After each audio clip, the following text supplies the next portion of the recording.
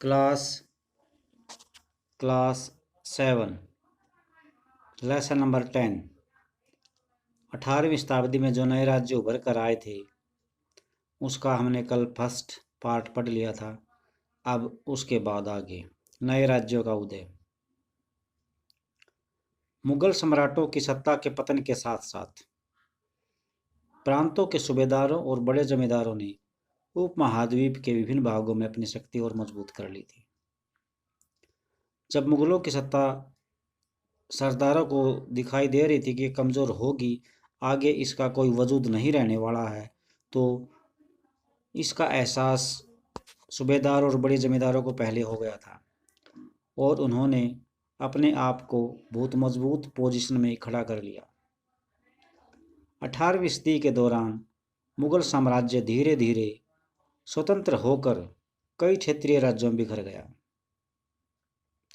अर्थात जो वहाँ के मजबूत ताकतवर सरदार थे, सूबेदार थे, जमींदार थे, उन्होंने इनको मुगलों से अलग करवा लिया।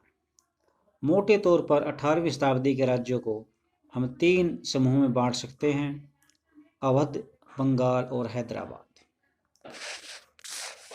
जैसे वे राज्य जो पहले मुगल प्रांत थे, हालांकि इन राज्यों के शासक बहुत शक्तिशाली थे और काफ़ी हद तक स्वतंत्र भी थे। उन्होंने मुगल बादशाह से औपचारिक तौर पर अपने संबंध नहीं तोड़े थे। अर्थात ये यहाँ पर ये कहा गया है कि अवध, बंगाल और हैदराबाद जो राज्य थे वो पहले मुगल प्रांत थे, लेकिन इन पर जिनका कंट्रोल था वे शासक बहुत शक्तिशाली थे और काफ़ी हद तक ये स्वतंत्र थे। लेकिन इन्होंने मुगल बादशाह से अपने जो वैचारिक संबंध थे वो नहीं तोड़े थे। दूसरा, ऐसे राज्य जो मुगलों के पुराने शासनकाल में वतन जागीरों के रूप में काफ़ी स्वतंत्र थे, इसमें कई राजपूत प्रदेश भी शामिल थे। तीसरा, मराठे, सिख और जाटों के राज्य आते हैं। ये विभिन्न आकार के थे और इन्होंने कड़े और लंबे संघर्ष के बाद मुगलों से स्वतंत्रता छीन कर ली थी। ये 3 प्रकार के राज्य बताए गए हैं। अब हम इनके बारे में पढ़ते हैं। सबसे पहले पुराने मुगल प्रांत। पुराने मुगल प्रांतों से जिन उत्तराधिकारी राज्यों का उद्भव हुआ उनमें से 3 प्रमुख राज्य थे: अवध, बंगाल और हैदराबाद। ये तीनों ही राज्य उच्च मुगल अभिजातों द्वारा स्थापित किए गए थे। अभिजात का मतलब यहाँ पर विद्वान, पढ़े लिखे व्यक्ति और अच्छे कुल में पैदा होने वाले, उन लोगों द्वारा स्थापित किए गए थे। इन 3 राज्यों के संस्थापक सआदत खां, जिसने अवध बसाया, अवध का कार्यभार संभाला, मुर्शिद कुली खां बंगाल और आसफ जहां हैदराबाद, ऐसे व्यक्ति थे जिनका मुगल दरबार में ऊंचा स्थान था, हाई पोजीशन थी इनकी। मुगल बादशाहों को उन पर भरोसा और विश्वास था। आसफ जहां और मुर्शिद कुली खान दोनों को 7-7 हजार जात का दर्जा मिला हुआ था, जबकि सआदत खां की जात जो है उसकी रैंकिंग 6000 थी। ये जात आप पहले ही पढ़ चुके हैं, इसकी बारे में हम मनसबदार वाले चैप्टर में इसको नॉलेज में ला चुके हैं। पहले हैदराबाद के बारे में पढ़ते हैं। निजाम उल मुल्क आसफ जहां, जिसने हैदराबाद राज्य की स्थापना की। क्या नाम है, फिर ध्यान से सुनो भी। निजाम उल मुल्क आसफ जहां 1724 से 1748, केवल 24 साल ही इसका शासन रहा। इसने हैदराबाद राज्य की स्थापना की थी। मुगल बादशाह फर्रुखशियर के दरबार का एक अत्यंत शक्तिशाली सदस्य था। मुगल बादशाह औरंगजेब के बाद इनका शासन आया, क्योंकि 1707 में तो उसकी मृत्यु हो चुकी थी औरंगजेब की। उसके बाद इन्होंने संभाला। तो फर्रुखशियर के दरबार का बहुत इम्पोर्टेंट ताकतवर सदस्य था ये हैदराबाद की स्थापना करने वाला निजाम उल मुल्क आसफ जहां। उसने सबसे पहले अवध की सूबेदारी सौंपी गई थी। उसको सबसे पहले क्या काम दिया गया था? अवध की सूबेदारी। बाद में उसे दक्कन का भी कार्यभार दे दिया गया। 1720 से 22 के मध्य में दक्कन प्रांतों का सूबेदार होने की वजह से आसफ जहां के पास पहले से ही राजनीतिक और वित्तीय प्रशासन का पूरा नियंत्रण था। अर्थात यहाँ पर यह कहा गया है कि दक्कन का सूबेदार होने के साथ ही उसके पास पॉलिटिकल और फाइनेंशियल डिपार्टमेंट का पूरा कंट्रोल था। दक्कन में होने वाले उपद्रवों और मुगल दरबार में चल रही प्रतिस्पर्धा का फायदा उठाकर उसने सत्ता हथियाई। कैसे हथियाई सत्ता? दक्कन में जो उपद्रव हो रहे थे, युद्ध चल रहे थे, और मुगल दरबार में चल रही एक दूसरे से आगे निकलने की होड़, प्रतियोगिता, इसका फायदा उसने उठाया और यह हैदराबाद का वास्तविक शासक बन गया। आसफ जहां ने अपने कुशल सैनिकों के और प्रशासकों को उत्तर भारत से लाया था। ये उनको यानी अपने कुशल सैनिकों और प्रशासकों को उत्तर भारत से लाया था ये आसफ जहां, और दक्षिण में नए अवसर पाकर खुश थे। उसने मनसबदार नियुक्त किए और इन्हें जागीरें प्रदान की। हालांकि वह अभी भी मुगल सम्राट का सेवक था, फिर भी वह काफ़ी आज़ादी से शासन चलाता था। न तो वह दिल्ली से कोई निर्देश लेता था और न ही दिल्ली वाले उसके काम में कोई हस्तक्षेप करते थे। अर्थात वह स्वतंत्र था। अगर दिल्ली से कोई आदेश आता तो वो न तो उसको फॉलो करता न उसको मानता। दिल्ली का मतलब यहाँ पे है मुगल शासक, जिसका भी पूरे इंडिया पर राज था उस टाइम, तो उसकी बात हो रही यहाँ पे। तो दिल्ली से कोई भी निर्देश लेता था और न ही कोई उसका रिस्पॉन्स होता था, और न ही दिल्ली वाले उसके राजकाज में दखल करते थे। मुगल बादशाह तो केवल निज़ाम उल मुल्क आसफ जहां द्वारा पहले से लिए गए निर्णयों की पुष्टि किया करते थे। यानी पहले जो डिसीजन ले रखे हैं आसफ जहां ने, उसके बारे में, उसके जो फैसले थे उसके बारे में पूछ लिया करते थे। हैदराबाद राज्य पश्चिम की ओर मराठों के विरुद्ध और पठारी क्षेत्रों के स्वतंत्र तेलुगु सेनानायकों के साथ युद्ध करने में सदा लगा रहता था। पूर्व दिशा में निजाम उल मुल्क आसिफ जहां कोरोमंडल तट पर वस्त्र उत्पादक धन संपन्न क्षेत्र पर अपना कब्जा करना चाहता था। उसकी यहाँ पर कब्जा करने की बहुत प्रबल इच्छा थी, परंतु उनकी इस महत्वाकांक्षा पर उस ब्रिटिश क्षेत्र की उपस्थिति के कारण रोक लग गई, क्योंकि उस टाइम तक अंग्रेज भी यहाँ पर पहुँच गए थे और उन्होंने यहाँ पर अपने प्रभाव जमा लिया था। तो इन अंग्रेज़ों की वजह से ये जो आसफ जहाँ था, हैदराबाद का जो शासक था, ये कोरोमंडल तट पर जो अच्छा एरिया था उस पर अपना नियंत्रण नहीं करने पाया और उस पर रोक लग गई। अब निजाम की फौज क्या थी ये देखो आप। हैदराबाद के निजाम के निजी सैनिकों का एक वर्णन 1790 में ही। निजाम के पास 400 हाथियों की सवारी है। उसके आसपास कई हजार घुड़सवार रहते हैं। वह अत्यंत कुशल और अति सुंदर सजे हुए सवारों का सांकेतिक वेतन 100 रुपये से ज़्यादा है। 100 रुपये उस टाइम की बहुत बड़ी रकम होती थी भी। ये आज के टाइम में इसकी वैल्यू कम है, लेकिन 100 रुपये 1790 में कम से कम 1 लाख के बराबर थी। तो आप देख सकते हैं कितना निज़ाम का इम्पोर्टेंस थी, महत्व था। तो आज के लिए इतना ही, नेक्स्ट टाइम कल पकड़ेंगे इसको अच्छी तरह। आप बहुत सारे छोटे प्रश्न बने हुए हैं यहाँ पर, इनको अच्छी तरह से अंडरलाइन करो और याद करो, अपनी कॉपी में लिखो। थैंक्स। Class 7 lesson number 10। 18वीं शताब्दी में जो नए राज्य उभर कर आए थे उसका हमने कल फर्स्ट पार्ट पढ़ लिया था। अब उसके बाद आगे नए राज्यों का उदय। मुगल सम्राटों की सत्ता के पतन के साथ साथ प्रांतों के सूबेदारों और बड़े जमींदारों ने उपमहाद्वीप के विभिन्न भागों में अपनी शक्ति और मजबूत कर ली थी। जब मुगलों की सत्ता सरदारों को दिखाई दे रही थी कि कमज़ोर होगी, आगे इसका कोई वजूद नहीं रहने वाला है, तो इसका एहसास सूबेदार और बड़े जमींदारों को पहले हो गया था और उन्होंने अपने आप को बहुत मजबूत पोजीशन में खड़ा कर लिया। 18वीं सदी के दौरान मुगल साम्राज्य धीरे धीरे स्वतंत्र होकर कई क्षेत्रीय राज्यों में बिखर गया, अर्थात जो वहाँ के मजबूत ताकतवर सरदार थे, सूबेदार थे, जमींदार थे, उन्होंने इनको मुगलों से अलग करवा लिया।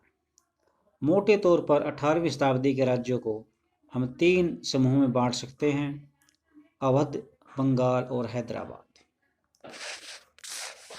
जैसे वे राज्य जो पहले मुगल प्रांत थे, हालांकि इन राज्यों के शासक बहुत शक्तिशाली थे और काफी हद तक स्वतंत्र भी थे। उन्होंने मुगल बादशाह से औपचारिक तौर पर अपने संबंध नहीं तोड़े थे। अर्थात ये यहाँ पे ये कहा गया है कि अवध, बंगाल और हैदराबाद जो राज्य थे वो पहले मुगल प्रांत थे, लेकिन इन पर जिनका कंट्रोल था वे शासक बहुत शक्तिशाली थे और काफ़ी हद तक ये स्वतंत्र थे। लेकिन इन्होंने मुगल बादशाह से अपने जो वैचारिक संबंध थे वो नहीं तोड़े थे। दूसरा, ऐसे राज्य जो मुगलों के पुराने शासनकाल में वतन जागीरों के रूप में काफ़ी स्वतंत्र थे, इसमें कई राजपूत प्रदेश भी शामिल थे। तीसरा, मराठे, सिख और जाटों के राज्य आते हैं। ये विभिन्न आकार के थे और इन्होंने कड़े और लंबे संघर्ष के बाद मुगलों से स्वतंत्रता छीन कर ली थी। ये 3 प्रकार के राज्य बताए गए हैं। अब हम इनके बारे में पढ़ते हैं। सबसे पहले पुराने मुगल प्रांत। पुराने मुगल प्रांतों से जिन उत्तराधिकारी राज्यों का उद्भव हुआ उनमें से 3 प्रमुख राज्य थे: अवध, बंगाल और हैदराबाद। ये तीनों ही राज्य उच्च मुगल अभिजातों द्वारा स्थापित किए गए थे। अभिजात का मतलब यहाँ पर विद्वान, पढ़े लिखे व्यक्ति और अच्छे कुल में पैदा होने वाले, उन लोगों द्वारा स्थापित किए गए थे। इन 3 राज्यों के संस्थापक सआदत खां, जिसने अवध बसाया, अवध का कार्यभार संभाला, मुर्शिद कुली खां बंगाल और आसफ जहां हैदराबाद, ऐसे व्यक्ति थे जिनका मुगल दरबार में ऊंचा स्थान था, हाई पोजीशन थी इनकी। मुगल बादशाहों को उन पर भरोसा और विश्वास था। आसफ जहां और मुर्शिद कुली खान दोनों को 7-7 हजार जात का दर्जा मिला हुआ था, जबकि सआदत खां की जात जो है उसकी रैंकिंग 6000 थी। ये जात आप पहले ही पढ़ चुके हैं, इसकी बारे में हम मनसबदार वाले चैप्टर में इसको नॉलेज में ला चुके हैं। पहले हैदराबाद के बारे में पढ़ते हैं। निजाम उल मुल्क आसफ जहां, जिसने हैदराबाद राज्य की स्थापना की। क्या नाम है, फिर ध्यान से सुनो भी।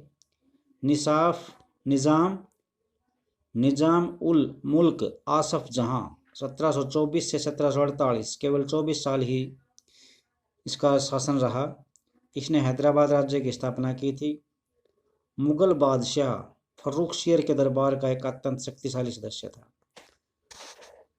मुगल बादशाह औरंगजेब के बाद इनका शासन आया, क्योंकि 1707 में तो उसकी मृत्यु हो चुकी थी औरंगजेब की।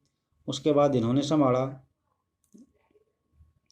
तो फर्रुखशियर के दरबार का बहुत इम्पोर्टेंट ताकतवर सदस्य था ये हैदराबाद की स्थापना करने वाला निजाम उल मुल्क आसफ जहां। उसने सबसे पहले अवध की सूबेदारी सौंपी गई थी। उसको सबसे पहले क्या काम दिया गया था? अवध की सूबेदारी। बाद में उसे दक्कन का भी कार्यभार दे दिया गया। 1720 से 22 के मध्य में दक्कन प्रांतों का सूबेदार होने की वजह से आसफ जहां के पास पहले से ही राजनीतिक और वित्तीय प्रशासन का पूरा नियंत्रण था। अर्थात यहाँ पे ये कहा गया है कि दक्कन का सूबेदार होने के साथ ही उसके पास पॉलिटिकल और फाइनेंशियल डिपार्टमेंट का पूरा कंट्रोल था। दक्कन में होने वाले उपद्रवों और मुगल दरबार में चल रही प्रतिस्पर्धा का फायदा उठाकर उसने सत्ता हथियाई। कैसे हथियाई सत्ता? दक्कन में जो उपद्रव हो रहे थे, युद्ध चल रहे थे, और मुगल दरबार में चल रही एक दूसरे से आगे निकलने की होड़, प्रतियोगिता, इसका फायदा उसने उठाया और ये हैदराबाद का वास्तविक शासक बन गया।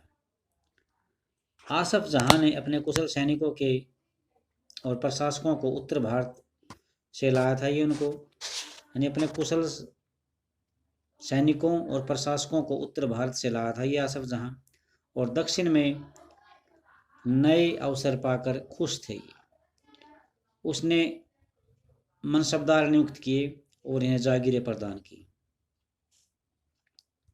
हालांकि वह अभी भी मुगल सम्राट का सेवक था, फिर भी वह काफ़ी आज़ादी से शासन चलाता था। न तो वह दिल्ली से कोई निर्देश लेता था और न ही दिल्ली वाले उसके काम में कोई हस्तक्षेप करते थे, अर्थात वह स्वतंत्र था। अगर दिल्ली से कोई आदेश आता तो वो न तो उसको फॉलो करता न उसको मानता।